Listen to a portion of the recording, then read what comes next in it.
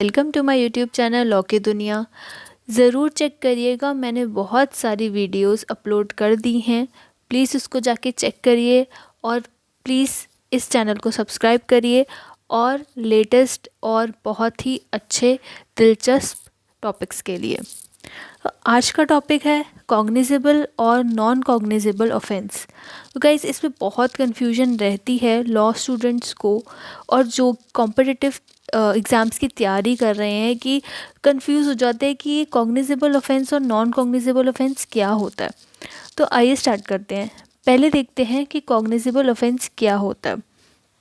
तो कॉग्निजेबल, पहले मैं इसकी डेफिनेशन पढ़ती हूँ। Cognizable offence means an offence for which and cognizable case means a case in which a police officer may, in accordance with the first schedule or under any other law for the time being in force, arrest without warrant। CRPC में guys ये दी हुई है definition और ये definition 2C में दी हुई है।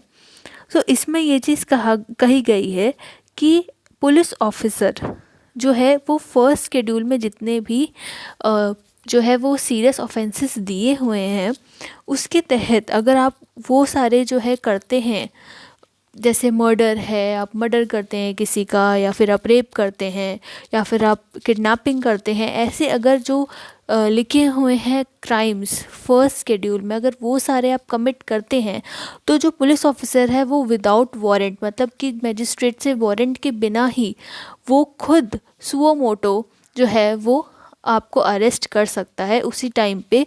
क्यों? इसका यही रीज़न है कि जब तक वारंट निकलेगा तब तक टाइम बीत जाएगा और शायद वो अपराधी भाग सकता है। तो ये कुछ यहाँ पे लिखे हुए हैं एग्जाम्पल्स जो आप पढ़ सकते हो जो कॉग्निजेबल ऑफेंस के तहत आते हैं, और अगर आप ये कमिट करते हो तो आपको तुरंत ही पकड़ सकते हैं पुलिस ऑफिसर विदाउट वारंट। आइए चलते हैं नेक्स्ट डेफिनेशन पे, non cognizable offence.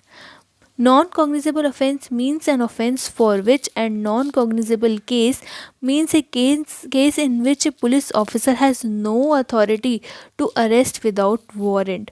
Such offences are minimal offenses where the injury done to society is comparatively small। जो एग्जाम्पल्स है वो है असॉल्ट, चीटिंग, फॉर्जरी।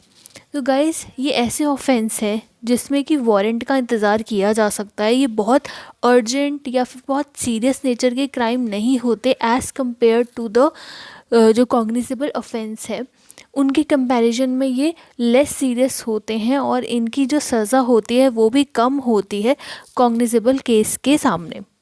तो गाइस, जो नॉन कॉग्निजेबल केसेस होते हैं वो इतने सीरियस नहीं होते और उसमें बेल भी आसानी से मिल जाती है एज़ कम्पेयर टू देखा जाए तो कॉग्निजेबल केसेस के या कॉग्निजेबल ऑफेंस के। सो गाइस, अगर चीटिंग करते हो या फिर फ्रॉड होता है, फॉर्जरी होती है, कुछ इस तरीके का केस होता है, या फिर आप मिसकैरेज जो है किसी का करवाते हो, तो ये सारे जो केसेस हैं वो नॉन कॉग्निजेबल ऑफेंस के तहत आते हैं। यहाँ पे केस तो होगा लेकिन पहले वारंट निकलेगा, उसके बाद ही जाके आप जो है आगे पुलिस ऑफिसर आपको अरेस्ट कर सकता है। तो गाइज़, कैसा लगा आपको मेरा समझाना? और प्लीज़ इस चैनल को सब्सक्राइब करिए और ज़्यादा वीडियोस देखने के लिए। Thank you.